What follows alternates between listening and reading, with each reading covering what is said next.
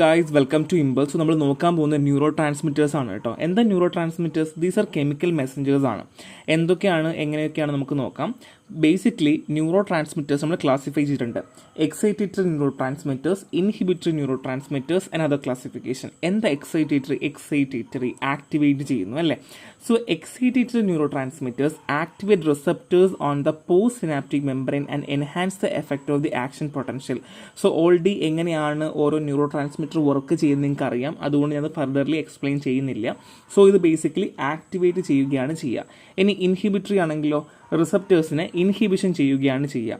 ഇനി other classification പറയുവാണെങ്കിൽ amino acids, peptides, monoamines, അസിഡിക് കൊളൈനൊക്കെ ന്യൂറോ ട്രാൻസ്മിറ്റേഴ്സിൻ്റെ മറ്റുള്ള ക്ലാസിഫിക്കേഷനാണ്. സോ ബേസിക്കലി കെമിക്കൽ സ്ട്രക്ചർ വെച്ചിട്ട് അതിൻ്റെ പ്രോപ്പർട്ടീസ് വെച്ചിട്ട് എന്ത് ചെയ്യാറുണ്ട്, ന്യൂറോ ട്രാൻസ്മിറ്റേഴ്സിനെ ക്ലാസിഫൈ ചെയ്യാറുണ്ട് എന്നുള്ളതാണ്. So first one is acetylcholine. എന്താണ് അസിറ്റിൽ കൊളൈൻ? കൊഗ്നേറ്റീവ് ഫംഗ്ഷൻ, അതായത് നമ്മുടെ ലേണിംഗ്, മെമ്മറി, ഇൻ്റലിജൻസ് ഒക്കെ ബാധിക്കുന്നത് അസിറ്റിൽ കൊളൈനുമായിട്ട് ബന്ധപ്പെട്ടിട്ടാണ്. സോ അസിറ്റിൽ കൊളൈൻ ഒരു ഫസ്റ്റ് ന്യൂറോ ട്രാൻസ്മിറ്റർ ആണ്. മസിൽ ആക്ടിവിറ്റി, നമ്മളെ കൺട്രാക്ഷനൊക്കെ ഇല്ലേ, അതിന് ഹെൽപ്പ് ചെയ്യുന്നത് അസിറ്റിൽ കൊളൈൻ ആണ്. ഇനി അത് മാത്രമല്ല അറ്റൻഷൻ ആൻഡ് എറോസൽ. ബേസിക്കലി നമ്മൾ ഉണർന്നിരിക്കുക, നമുക്ക് അറ്റൻഷൻ വരിക, നമ്മൾ അലേർട്ട് ആവുക, നമ്മൾ ഫോക്കസ് ചെയ്യുക, ഇതിനൊക്കെ നമ്മളെ ഹെൽപ്പ് ചെയ്യുന്നത് അസിറ്റിൽ കൊളൈൻ ആണ്. അപ്പം cognitive function, muscle action, attention and എറോസോളിന് ആര് ഹെൽപ്പ് ചെയ്യാറുണ്ട്? അസിറ്റിൽ കൊളൈൻ ഹെൽപ്പ് ചെയ്യാറുണ്ട്. So next one is adrenaline. നിങ്ങൾക്ക് ഓൾറെഡി അറിയാം, ഫൈറ്റ് ഓർ ഫ്ലൈറ്റ് ഹോമോൺ ആണ്. റിലീസ് ചെയ്യുന്നത് എവിടെയാണ്? അഡ്രിനൽ പ്രൈമർലി ഒരു ഹോമോൺ ആണ്, അഡ്രിനൽ ഗ്ലാൻഡിൽ നിന്നാണ് വരുന്നത്. പേര് പറഞ്ഞ പോലെ തന്നെ അഡ്രിനൽ എവിടെ നിന്ന് വരുന്നു? അഡ്രിനൽ ഗ്ലാൻഡിൽ നിന്നാണ് വരുന്നത്. And but some neurons may secrete it as a neurotransmitter. പക്ഷേ ചില ന്യൂറോൺസുകൾ അതിനെ ന്യൂറോ ട്രാൻസ്മിറ്റർ ആയിട്ടും സെക്രേറ്റോ ചെയ്യാറുണ്ട്. സോ ബേസിക്കലി അഡ്രിനലാണ്, പ്രൈമറി ഹോർമോൺസ് ആണ്, അഡ്രിനൽ ഗ്ലാൻഡിൽ നിന്ന് വരുന്നു. But some neurons may secrete it as an neurotransmitter. ചില നമ്മുടെ ന്യൂറോൺസുകൾ എന്ത് ചെയ്യാറുണ്ട്? ന്യൂറോ ട്രാൻസ്മിറ്ററായിട്ട് അഡ്രിനലിനെ സെക്രേറ്റ് ചെയ്യാറുണ്ട്. ഇനി നമ്മൾ പറയാൻ പോകുന്നത് ഫിസിയോളജിക്കൽ എഫക്റ്റ് ആണ്. നമ്മുടെ ഹാർട്ട് റേറ്റ് കൂട്ടും കേട്ടോ, ബ്ലഡ് ഫ്ലോ കൂട്ടും, നമ്മുടെ ഫിസിക്കൽ ബൂസ്റ്റ് കിട്ടും. സോ നമ്മൾ ബേസിക്കലി നമ്മുടെ ആക്ടിവിറ്റീസ് കൂട്ടാനായിട്ട് അഡ്രിനൽ റഷ് നമ്മൾ ഒരുപാട് ഹെൽപ്പ് ചെയ്യാറുണ്ട്. പെട്ടെന്ന് നമ്മുടെ മുമ്പിൽ ഒരു പട്ടി വന്ന് വീണ് കഴിഞ്ഞാൽ നമ്മൾ എന്താ ചെയ്യുക? നമ്മൾ ചാടി ഓടില്ലേ? അതെന്തുകൊണ്ടാണ്? ആ ഒരു അഡ്രിനൽ ഷൂട്ട് അല്ലെങ്കിൽ റഷ് ഉള്ളത് കൊണ്ടാണ്. ആൻഡ് സിറ്റുവേഷണൽ ട്രിഗർ ഓൾറെഡി പറഞ്ഞ കാര്യമാണ്. സ്ട്രെസ് വരുമ്പോൾ, എക്സൈറ്റ്മെൻറ്റ് വരുമ്പോഴൊക്കെ ഈ അഡ്രിനൽ നമ്മളെ ഹെൽപ്പ് ചെയ്യാറുണ്ട്. ഇനി നോർ അഡ്രിനലിനാണ് ദ അലേർട്ട് എൻഹാൻസ്, നമ്മൾ അലേർട്ട് ചെയ്യാൻ വേണ്ടി ഹെൽപ്പ് ചെയ്യുന്നതാണ്. So nor adrenal is പ്രീഡോമിനൻ്റ്ലി A neuro transmitter that is occasional release as A hormone. അപ്പം നമ്മുടെ നോർ അഡ്രിനൽ എന്ന് പറയുന്നത് എന്താണ്? ഒരു ന്യൂറോ ട്രാൻസ്മിറ്റർ ആണ്. പക്ഷേ ചില സമയത്ത് ഒക്കേഷണലി ഹോർമോണായിട്ടും നോർ അഡ്രിനൽ റിലീസ് ചെയ്യാറുണ്ട്. സോ കാർഡിയോവാസ്കുലർ എഫക്റ്റ്, ബ്ലഡ് വെസൽസിനെ കൺട്രാക്ട് ചെയ്യും, ബ്ലഡ് ഫ്ലോ കൂട്ടും, സർക്കുലേഷൻ കൂട്ടാനായിട്ട് ആര് ഹെൽപ്പ് ചെയ്യാറുണ്ട്? നോർ അഡ്രിനൽ ഹെൽപ്പ് ചെയ്യാറുണ്ട്. ഇനി കോഗ്നേറ്റീവ് ഇമ്പാക്റ്റ് ആണ്. സോ ബേസിക്കലി നമ്മുടെ അറ്റൻഷൻ കൂട്ടാൻ വേണ്ടിയിട്ട്, നമ്മുടെ സ്പീഡ് കൂട്ടാൻ വേണ്ടിയിട്ട്, അതായത് നമ്മുടെ സ്പീഡ് ഓഫ് അറ്റൻഷൻ, റെസ്പോൺസീവ്നെസ് ഒക്കെ ഇല്ലേ, അത് കൂട്ടാൻ വേണ്ടിയിട്ടൊക്കെ ഹെൽപ്പ് ചെയ്യാറുണ്ട്. ഒന്നും കൂടെ പറയാം, നോർ അഡ്രിനൽ ന്യൂറോ ട്രാൻസ്മിറ്റർ ആണ്. ചില സമയത്ത് ഹോർമോൺ റിലീസ് ചെയ്യാറുണ്ട്, കാർഡിയോവാസ്കുലർ എഫക്റ്റ് ഉണ്ട്, ആൻഡ് കോഗ്നേറ്റീവ് ഇമ്പാക്റ്റും ഉണ്ട്. Next one is dopamine. എനിക്ക് ഇഷ്ടമുള്ള ഹോർമോണാണ് കേട്ടോ, അടിപൊളി. ഡോപ്പമിൻ എന്ന് പറഞ്ഞാൽ pleasure and motivation neuro transmitter ആണ്. നമുക്ക് പ്ലഷർ കൊടുക്കുക, നമ്മൾ ഓക്കെയാണ്, നമ്മൾ നല്ലതായിട്ട് ഇരിക്കുവാണ്, നമ്മുടെ മൂവ്മെൻറ്റ്, നമ്മുടെ മോട്ടോർ കൺട്രോൾ, മൂവ്മെൻറ്റ് കോർഡിനേഷൻ നടത്തുന്നത്, മോട്ടിവേഷൻ, നമുക്ക് ഒരു ഗോൾ ഉണ്ടെങ്കിൽ അത് അച്ചീവ് ചെയ്യാൻ വേണ്ടി നമുക്ക് ലവ് ഹോർമോൺ എന്നൊക്കെ വേണമെങ്കിൽ പറയാം കേട്ടോ. കാര്യം അത്ര അടിപൊളി hormone dopamine. And addiction, people ആണെങ്കിൽ ഡോപ്പമിൻ റിലീസ് കിട്ടുന്നതിനോട് കൂടുതൽ താല്പര്യം കാണിക്കാറുണ്ട്. അതുകൊണ്ട് തന്നെ ഡോപ്പമിനോട് അഡിക്ഷൻ കാണിക്കാറുണ്ട്. എപ്പോഴും നന്നായിട്ടിരിക്കാൻ എല്ലാവരും ആഗ്രഹിക്കാറില്ല, ഞാനൊക്കെ ആഗ്രഹിക്കാറുണ്ട് കേട്ടോ, നന്നായിട്ടിരിക്കണം, നല്ലതായിട്ടിരിക്കണം എന്നൊക്കെ. അപ്പോൾ അതേപോലെ തന്നെ ഡോപ്പമിന് അങ്ങനൊരു ഫീലിംഗ് കൂടെ കിട്ടാറുണ്ട്, അല്ലെങ്കിൽ അങ്ങനൊരു ഫീലിംഗ് കൂടെ കൊടുക്കാനായിട്ട് ഡോപ്പമിന് സാധിക്കും എന്നുള്ളതാണ്. So next one is serotonin. Serotonin എന്ന് വെച്ചാൽ ഇമോഷണൽ വെൽബീങ്, ഒരാളുടെ ഇമോഷണൽ എങ്ങനെയായിരിക്കണം, ഹാപ്പിനെസ് എങ്ങനെയാണ്, മൂഡ് റെഗുലേറ്റ് ചെയ്യാൻ വേണ്ടി സെറോട്ടോണിൻ ഒരുപാട് നമ്മളെ ഹെൽപ്പ് ചെയ്യാറുണ്ട്. ആൻഡ് എൻവയോൺമെൻറ്റൽ ഇൻഫ്ലുവൻസ്, അതായത് നമ്മൾ ലൈറ്റ് എക്സ്പോഷ്യർ, മൂഡ് റെഗുലേഷൻ, പിന്നെ സ്ലീപ്പ് സൈക്കിൾ, എത്രത്തോളം ഉറങ്ങണം, എത്ര വരെ ഉറങ്ങണം എന്നുള്ളത് അവരാണ് തീരുമാനിക്കുക. ഡൈജസ്റ്റിന് അല്ലെങ്കിൽ ഡൈജഷന് റെഗുലേഷനൊക്കെ സെറോട്ടോണിൻ ഹെൽപ്പ് ചെയ്യാറുണ്ട്. സോ സെറോട്ടോണിനാണ് emotional wellbeing, environmental influence, sleep cycle and digestive system. So next one is GABA, the calming neurotransmitter. GABA എങ്ങനെയാണ്? ഇൻഹിബിറ്ററി ആക്ഷൻ ആണ്. അതായത് GABA inhibit neuron firing in the central nervous system. നമ്മുടെ CNS ഉണ്ടാവുന്ന neuronal ഫയറിങ്ങിനെ inhibit ചെയ്യുന്ന ആളാണ് GABA. Acting as the main inhibitory neurotransmitter. നമ്മുടെ ബ്രെയിനിൻ്റെ ഒരു ഇൻഹിബിറ്ററി ന്യൂറോ ട്രാൻസ്മിറ്റർ ആണ് ആര്? ഗാബ. മറന്നു പോകരുത്, കാര്യം ഇനി അങ്ങോട്ട് ഒരുപാട് പ്രാവശ്യം ഗാബ ഗാബ ഗാബ എന്ന് പറഞ്ഞുകൊണ്ടിരിക്കും. അപ്പോൾ മനസ്സിലാക്കുക, ഗാബ ഇസ് എൻ ഇൻഹിബിറ്ററി ആക്ഷനുള്ള ഒരു ന്യൂറോ ട്രാൻസ്മിറ്റർ ആണ്.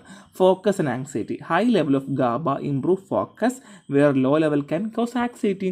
അതായത് ഹൈ ലെവൽ ഗാബയാണെങ്കിൽ, ഗാബയുടെ അളവ് കൂടുതലാണ് എന്നുണ്ടെങ്കിൽ നമുക്ക് ഫോക്കസ് ചെയ്യാനായിട്ട് പറ്റും. പക്ഷേ ഗാബ കുറയുവാണെങ്കിൽ ആങ്സൈറ്റി ഡിസോർഡേഴ്സ് കാണിക്കാറുണ്ട്. And motion control. GABA motion control, വിഷന് അല്ലെങ്കിൽ ഫിസിയോളജിക്കൽ പ്രോസസ്സിനൊക്കെ നമ്മളെ കൺട്രോൾ ചെയ്യാൻ ഹെൽപ്പ് ചെയ്യുന്ന ഒരാളാണ് ആര്? ഗാബ എന്ന് വെച്ചാൽ. അപ്പോൾ ഇൻഹിബിറ്ററി ആക്ഷൻ ഉണ്ട്, ഫോക്കസ്, ആങ്സൈറ്റി, മോട്ടോർ കൺട്രോൾ, മറന്നു പോകരുത്. So next one is glutamate ആണ്. ബ്രെയിൻസ് എക്സൈറ്റേറ്ററി പവർ ഹോസ്. ഗ്ലൂട്ടാമേറ്റ് ബ്രെയിനിൻ്റെ എക്സൈറ്റേറ്ററി പവർ ഹോസ് ആണ്. അപ്പം ഇൻഹിബിറ്ററി ആണെങ്കിൽ ആരാണ്? ഗാബ. എക്സൈറ്റേറ്ററി ആണെങ്കിൽ glutamate. So glutamate is the most common neuro transmitter in brain. ബ്രെയിനിൽ കാണുന്ന മോസ്റ്റ് കോമൺ ന്യൂറോ ട്രാൻസ്മിറ്റർ ആരാണ്? ഗ്ലൂട്ടാമേറ്റ് ആണ്, മറന്നു പോകരുത്. And neuron development. So basically നമുക്ക് പുതിയ പാത്വേ കണ്ടുപിടിക്കാൻ, ഡെവലപ്മെൻറ്റിനൊക്കെ നമ്മൾ ഹെൽപ്പ് ചെയ്യാറുണ്ട്. ലേണിംഗ് മെമ്മറിയിലൊക്കെ ഗ്ലൂട്ടാമേറ്റ് ഹെൽപ്പ് ചെയ്യാറുണ്ട്.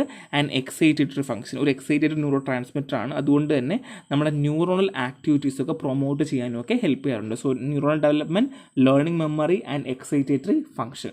So next one is endorphin ആണ്. Body's natural pain killer.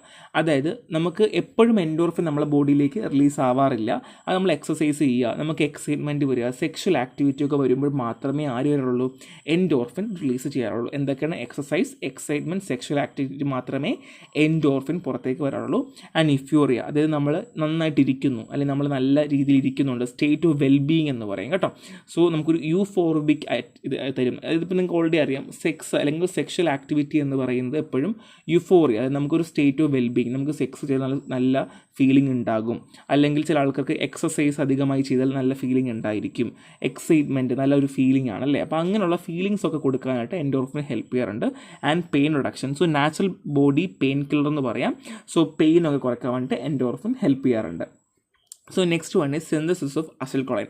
So അസിറ്റൈൽ കൊളൈനെ പറ്റി പറഞ്ഞു. എങ്ങനെയാണ് അസിറ്റൈൽ കൊളൈൻ നമ്മളെ സിന്തസൈസ് ചെയ്യുന്നത്? The first one is choline transport.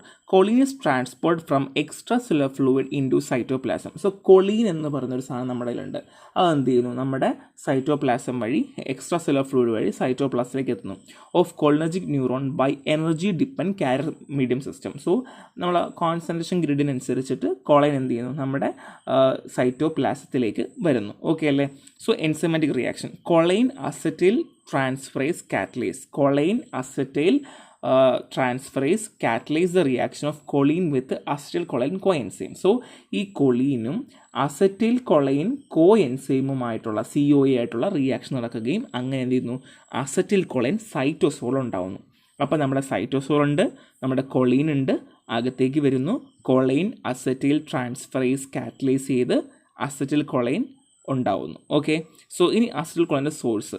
Acetylcholine is derived from the mitochondria and is produced by Krebs cycle and fatty acid oxidation. So acetylcholine എവിടെയാണ് derive ചെയ്യുന്നത്? മൈറ്റോകോൺട്രിയയിലാണ്. From the mitochondria and is produced by Krebs cycle. Krebs cycle വഴിയാണ് produce ചെയ്യുന്നത്.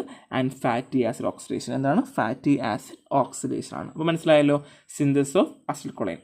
So next one is storage and release of acetylcholine. So എവിടെയാണ് store ചെയ്യുന്നത്, എവിടെയാണ് release ചെയ്യുന്നത്? So storage പറയുവാണെങ്കിൽ വെസിക്കിൾ സ്റ്റോറേജ് ഉണ്ട്. acetylcholine is stored in presynaptic vesicle by an active transport process coupled to efflux of proton. So acetylcholine store എവിടെയാണ്? Presynaptic vesicles ആണ്. എങ്ങനെയാണ്? By an active transport. ഞാൻ ഇത്രയും കാര്യം ഞാൻ ഓൾറെഡി പറഞ്ഞതല്ലേ. By active transport process coupled to efflux of proton. കണ്ടോ? So next one is vesicle content ആണ്. The mature vesicle contain acetylcholine, ATP and proteoglycan. So basically എന്തൊക്കെയുണ്ട്? ഒരു മെച്യൂർ ആയിട്ടുള്ള ഒരു വെസിക്കിളിനകത്ത് acetylcholine ഉണ്ട്, ATP ഉണ്ട് ആൻഡ് പ്രോട്ടിയോഗ്ലൈക്കൻ ഉണ്ട്. ആൻഡ് റിലീസ് മെക്കാനിസം എങ്ങനെ റിലീസ് ചെയ്യുന്നത്? ആൻഡ് ആക്ഷൻ പൊട്ടൻഷ്യൽ അറിയും. എപ്പോഴാണോ ഈ വെസിക്കിളിന് ഒരു ആക്ഷൻ പൊട്ടൻഷ്യൽ വരിക, കാൽഷ്യം ചാനൽ ഓപ്പൺ ആവുന്നു, വെസിക്കിൾ വഴി ഫ്യൂഷൻ ആകുന്നു, acetylcholine സിനാപ്റ്റിക് സ്പേസിലേക്ക് വരുന്നു. ഇതും നമ്മൾ ഓൾറെഡി അറിയുന്ന കാര്യം. അപ്പോൾ നമുക്കറിയാമല്ലോ ഇപ്പോൾ acetylcholine എങ്ങനെ ഉണ്ടായി, എവിടെ സ്റ്റോർ ചെയ്യുന്നു എന്നൊക്കെ അറിയാം. എങ്ങനെ ഉണ്ടാവുന്ന acetylcholine ഉണ്ടാകുന്നത്? കൊളൈന് എവിടെ വരുന്നു, കൊളൈൻ നേരെ എവിടെ വരുന്നു, നമ്മുടെ സൈറ്റോപ്ലാസം, acetyl choline transferase catalyse and forming acetyl choline. അവിടെ നിന്ന് എന്ത് ചെയ്യുന്നു, വെസിക്കിളിനെ സ്റ്റോർ ചെയ്യുന്നു. സോ കാൽഷ്യം ചാനൽ ഓപ്പൺ ആവുന്നു, സ്റ്റിമുലേഷൻ കിട്ടുന്നു, പുറത്തേക്ക് വരുന്നു, തീർന്നു. അപ്പോൾ കാര്യം പഠിച്ചു അല്ലേ. ഇത് കൊളൈൻ റിസപ്റ്ററും മസ്കാൻ ആൻഡ് നിക്കോട്ടിൻ്റെയാണ്. സോ നമ്മുടെ കൊളൈൻ റിസപ്റ്റേഴ്സ് 2 ടൈപ്പ് ഉണ്ട്, മസ്കാർണിക്കും ഉണ്ട്, നിക്കോട്ടിനിക്കും ഉണ്ട്. സോ മസ്കാർണിക് എന്ന് പറയുമ്പം ഓട്ടോണോമിക് എഫക്റ്റീവ് സെൽ അല്ലെങ്കിൽ CNS ലൊക്കേഷൻ. ഇവിടെ നിക്കോട്ടിനിക് ആണെങ്കിൽ neuromuscular junction, autonomic ganglia. So function പറയുവാണെങ്കിൽ slow G protein mediate response ആണ്. നിക്കോട്ടിനാണെങ്കിൽ fast ion channel mediate response ആണ്. സോ മസ്കാറിനിക്ക് പയ്യെ ആയിരിക്കും റെസ്പോൺസ് തരിക, പക്ഷേ നിക്കോട്ടിനിക്ക് അങ്ങനെയല്ല. എൻ്റെ റെസ്പോൺസ് റേറ്റ് വെച്ചാൽ വളരെ കൂടുതലാണ്. സോ ഇത് ജസ്റ്റ് നിങ്ങൾ വായിച്ച റെഫറൻസ് നോട്ട് കൊടുത്തിട്ടുണ്ട്, നല്ലപോലെ കൊടുത്തിട്ടുണ്ട്. സോ മസ്കാർണിക് റിസപ്റ്റേഴ്സ് വീണ്ടും സബ് ടൈപ്പ് ചെയ്യുന്നുണ്ട്, M1, M2, M5 ആയിട്ട്. സോ ഇത് മറന്നു പോകരുത്, ഇമ്പോർട്ടൻ്റ് ആണ്. പിന്നെയും ഉണ്ട് കേട്ടോ, M2 ഉണ്ട്, M4 ഉണ്ട്. അപ്പം നിങ്ങൾക്ക് ഡയറക്റ്റ്ലി എഴുതാം M1, M2, M3, M4 എന്ന് എഴുതാം.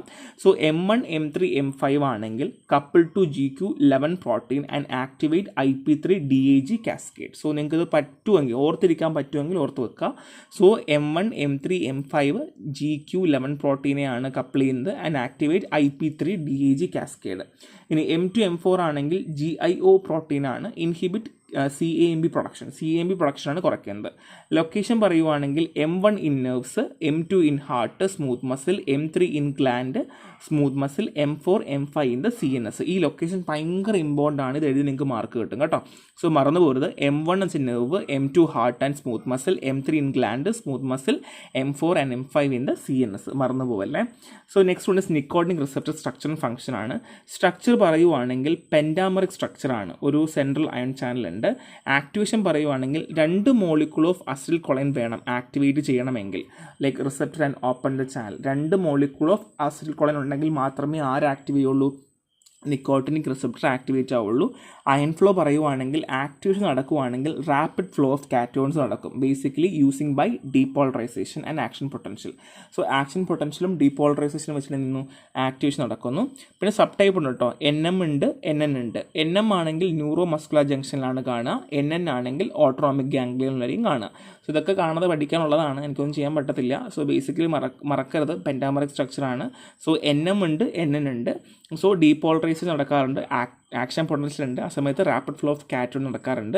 So 2 molecule of acetylcholine ഉണ്ടെങ്കിൽ മാത്രമേ എന്ത് ചെയ്യാൻ പറ്റുള്ളൂ, ആക്ടിവേറ്റ് ചെയ്യാൻ പറ്റുള്ളൂ. ഇത്രയും കാര്യം പഠിച്ചു വെക്കുക, ഇത്രയും ഇമ്പോർട്ടൻറ്റ് പോയിന്റ്സ് ആണ്, മറന്നൊരിക്കലും പോകരുത്. സോ ഒരു സിമ്പിൾ ചാപ്റ്ററാണ് കേട്ടോ. ഇനി നമുക്ക് 2 ചാപ്റ്റർ കൊണ്ട് തീർക്കാണ്ട്, എന്നാലും യൂണിറ്റ് തീരത്തുള്ളൂ. സോ നെക്സ്റ്റ് വേണം. Thank you.